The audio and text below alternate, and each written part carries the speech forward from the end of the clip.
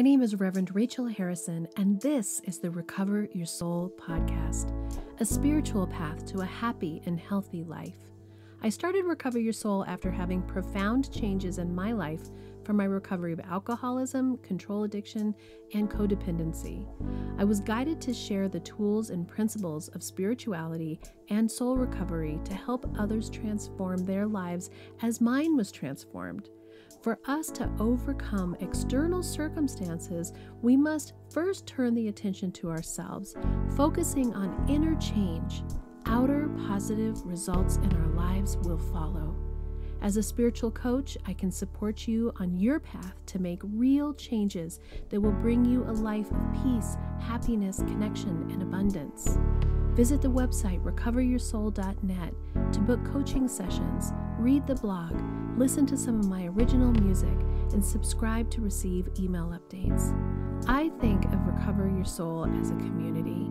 Follow us on social media and join the private Facebook group to support each other and connect. For an extra episode each week and to support this podcast, become a Patreon member or subscribe on Apple Podcasts. Together, we can do the work that will recover your soul. Welcome to Recover Your Soul. My name is Reverend Rachel Harrison, and I am so grateful that you're on this spiritual journey with me here today. Back in season 2, I did an episode called The Spiritual Gift of Not Fixing People. I think it's episode number 37, if you want to check it out. And this is one of the foundational parts of our soul recovery, that we're learning that people aren't there for fixing, that we don't need to have the responsibility of fixing them, and B, we need to be okay even if they're not okay and they're not a project. So you can go back and listen to that episode. But along those lines of not fixing people, I wanted to talk today about the responsibility that we feel over other people's lives, the responsibility that we feel about how we are supposed to fix it, be there to support, make sure everything's okay. Everything that we do, that we end up carrying this heavy load of responsibility for ourselves, for our close family members, for our job, for our community, and out into the world. And the heaviness that we feel from this. Now, part of this comes from that powerlessness, that when we begin to realize that we don't have control of anything outside of ourselves, this is a hard one to understand sometimes, that responsibility, that control that we think we're supposed to have about everything else weighs so heavily on us. And I want to talk about this because I've recently been more engaged in some of the Facebook groups on supporting recovery, just because I'm trying to get out there and understand more about what's happening on a bigger picture. I have the people that I'm working with for soul recovery doing coaching. I have my own life. I have the people that I've been involved with from AA and Al-Anon in my community. But I wanted to reach out and get a bigger picture of what was going on in the larger world so that I'm not just in my little bubble. And what I immediately came to in reading a lot of these posts was this heaviness that we feel in our lives, not only dealing with people who are addicts, which is pretty heavy, but just people in our lives in general, that we tend to think that we are responsible for other people's recovery, other people's happiness, other people's well-being, other people's lives, other people's livelihoods, other people's stuff.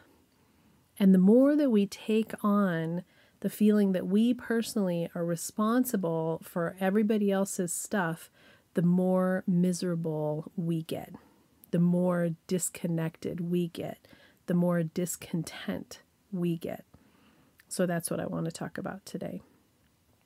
One of the things that I want to mention in being a mom, and I know that there are men who listen to this, and I'm so grateful that there's a wide breadth of people that listen to this show, but I'm going to talk right now just sort of about my experience of being a mom and what I recognize in other people that I know who are on soul recovery journeys, is that we have to take responsibility for these little babies when we have these babies. That when you have a child, that responsibility part of ourselves just puffs up huge, and we do everything that we can with everything that we have at the time. And again, sometimes we do a great job and sometimes we fell short in some places. It's okay. It's all part of being human. But we had to grab onto this big responsibility piece of caring for this human being. And I know that in traditional families and traditional roles, you men out there, you dads out there, often take a big responsibility, a heavy responsibility for the financial well-being of the family. And sometimes that switches. I know actually a lot of people personally where the wife was the breadwinner and the dad got to be the stay-at-home dad. All good, all fantastic. Thank goodness there's availability for all of that for everyone. But as the person, and generally the mom who is responsible for these children, something in us changes where we are needing to put other people's needs first. And that's essential. And then we get all kinds of reward, positive reinforcement from that child, from family members, from the world for being a good mom or a good dad, for doing everything right. And that responsibility part of us puffs up even more, and we're getting more and more credit for being a good, responsible person who is in control of and taking care of this family. This is part of having a family. This is why families are complex and it's always chaotic and people never have time for themselves. Married partners rarely have time for each other. It is the part of raising a family that just is what it is. It just is what it is. And we have to be on top of it. We have to know when the doctor's appointments are and when they're having things at school and if we need to pack a lunch or not, and if they have this trip with these groups of people, if they have sleepovers, if they have play dates. This is where our responsibility hat just gets really well built, really well built. And then, as I've said before, even though it's super time consuming when you have a little toddler or a little baby or a young kid because you can't leave them alone and you've got to make sure they're not touching the hot stove or getting into something that they can't, and you can't just take a nap because you're tired. You got to make sure you're taking care of them and you're exhausted. There comes a time when that starts to change and they start becoming independent little people. And your family starts having all of these personalities that are built up in your family. And when you have these experiences, it's hard to change that hat. It's hard to take that hat and be able to hang it up sometimes, that responsibility hat. And I know for me that even though I had alcoholic tendencies and behaviors long before I had children, and I've said before that the kind of drinking that I did, the heavy partying drinking that I did, I picked Rich because he drank right along with me, just like that. And so I didn't feel uncomfortable in what I was doing. But there was definitely a part of me that did the checkout from the stress of having young kids by checking out with drinking. And that was kind of my reward for being so good and responsible. So this responsibility piece is essential for us to survive creating a family, or even if you don't have a family as a young person, to create your life, to have a job, to figure out where you fit in the world. We all have this time in our lives in our 20s and 30s where being in control and being responsible is really given a lot of accolade. It's really important to learn those tools. But what we pick up in that is the need and the thought that we have to be responsible for other people outside of that time and in heavier ways. And it reaches out and starts to become unhealthy, starts to become codependent, starts to become untreated Al-Anon. And so that responsibility in us is something that we need to look in soul recovery of taking a real honest look at. And so when I work with people, we take a look at where we feel powerless. Where is it that we're trying to exert control, or we feel that we're responsible when we're really not? And I know for me that when I was going through all of the nuttiness of kids, and they finally left when they were young adults and moved to California like they did, I still had this part of me that felt like I knew better. I knew better. That I wanted to have some part of what apartment were they going to choose? And were they getting something that was going to be close to work? And what were they doing? And how were they buying groceries? And all of those things that were essential for me to have my hands in when they lived in my house.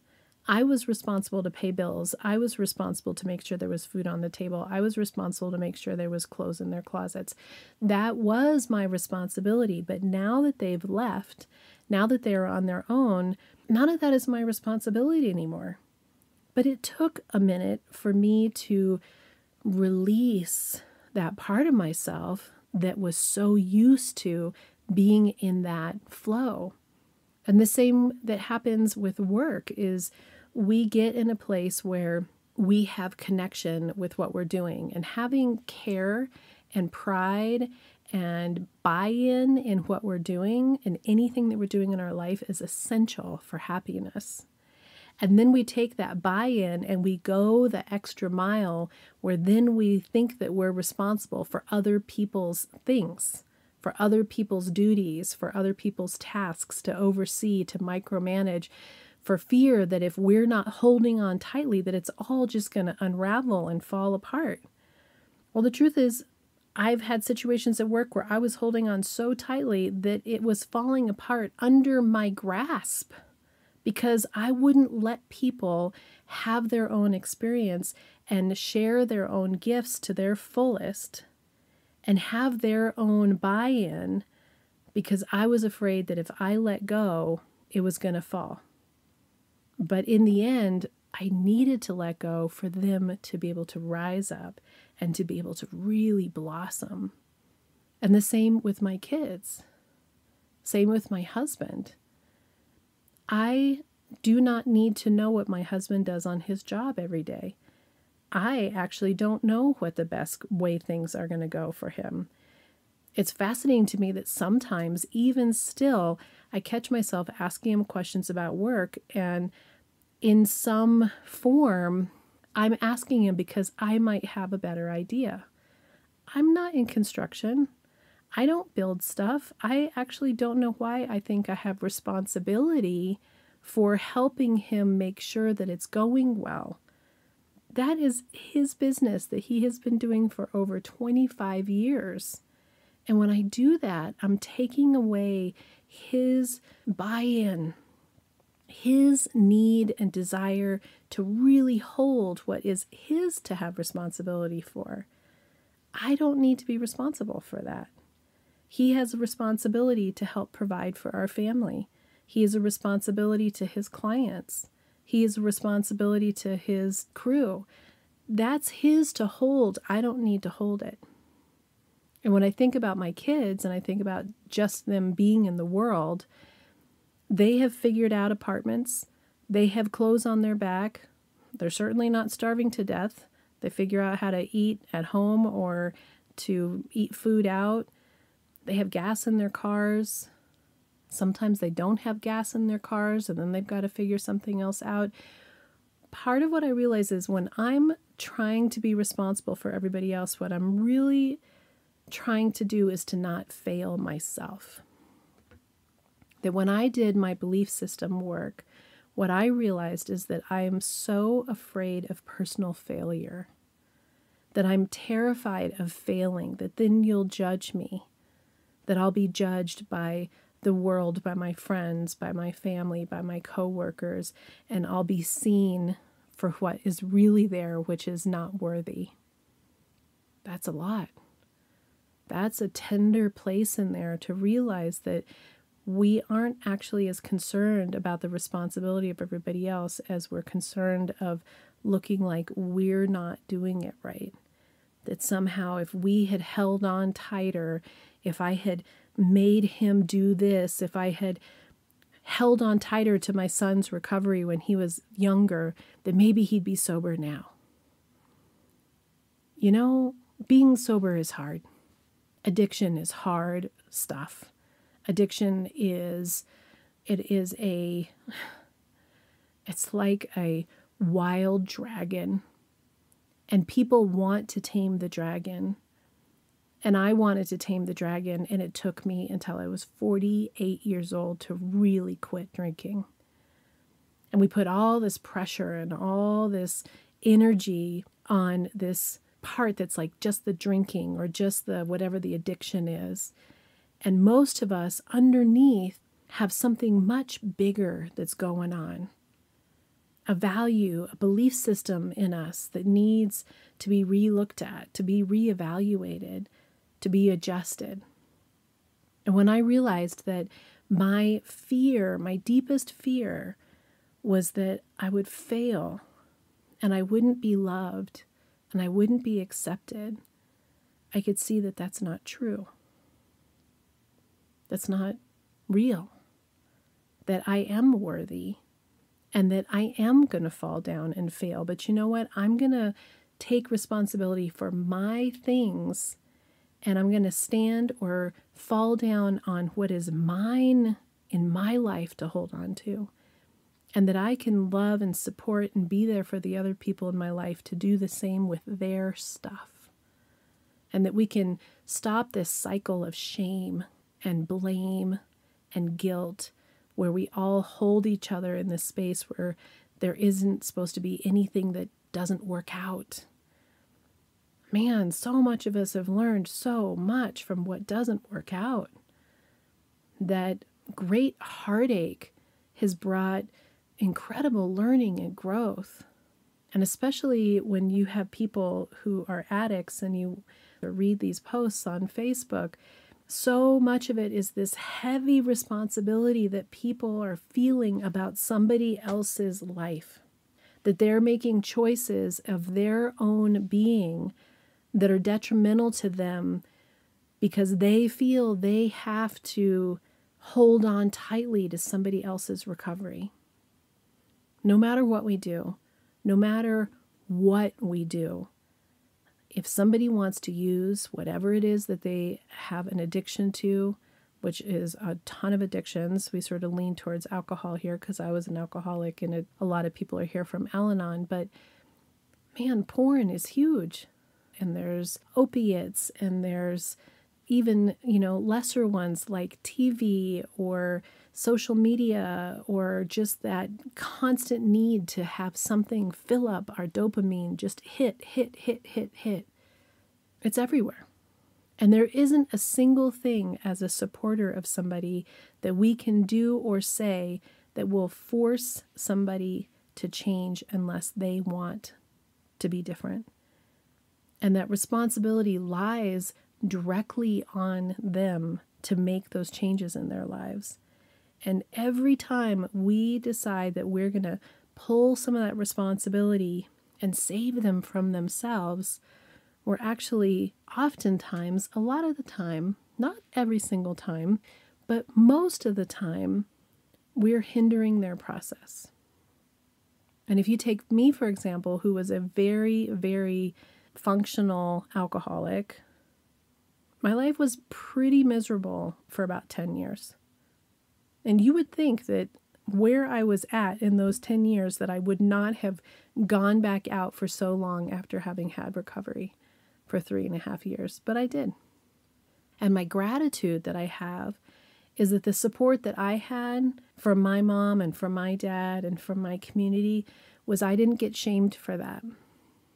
I had people who made choices about whether I could be around them or not. I had friends who expressed concern. But I didn't get shamed because I was shamed on myself. I didn't need anybody else to be doing that for me. And so it allowed me to actually know that everything that I was doing and all these things that I was feeling, even though I spent a lot of time sort of blaming Rich in particular for what was happening with our family dynamics, really inside I knew that this was about me. And the responsibility that I felt for everyone else's happiness and that grasping that I had, that clawing onto believing that if I just held it together and was just made sure everybody else had all their ducks in a row, that everything would be perfect and fine, wasn't working. It wasn't doing that. When we do soul recovery and we let go of the responsibility of everybody else, outside of our small children that we have in our house, you're still responsible for them. And we realize that our coworkers, our adult kids, our spouses, our family, they can do what they need to do for themselves. And if we can turn the attention to ourselves and our own recovery and our own feelings and come into a place where we release what needs to be released, look at those belief systems that are holding us back from being our fullest self. And in our fullest self, we can inspire the people in our lives to be their fullest selves. We actually give them permission to be their fullest self or to be in their dysfunction and to learn what needs to be learned from it. We can't be responsible for the world. We can only be responsible for ourselves. I encourage you to let go of the burden of everything that you're carrying, to look at each of those things and ask, is that really mine to carry?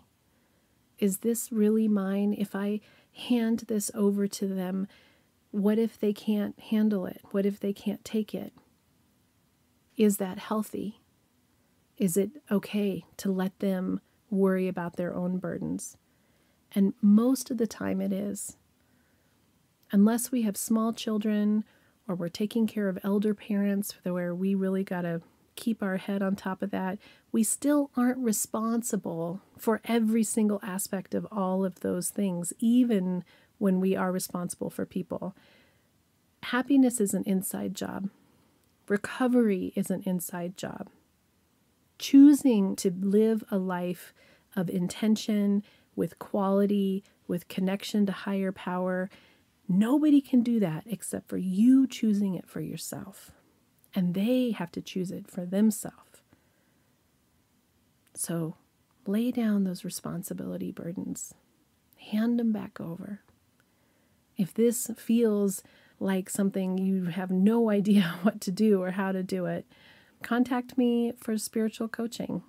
This is a lot of what we work on. This was my transformation in my life, was letting go of the need to be responsible for everyone, to fix things, to think that I personally had to be in charge of all of it. Turns out I'm just in charge of me. Until next time, namaste.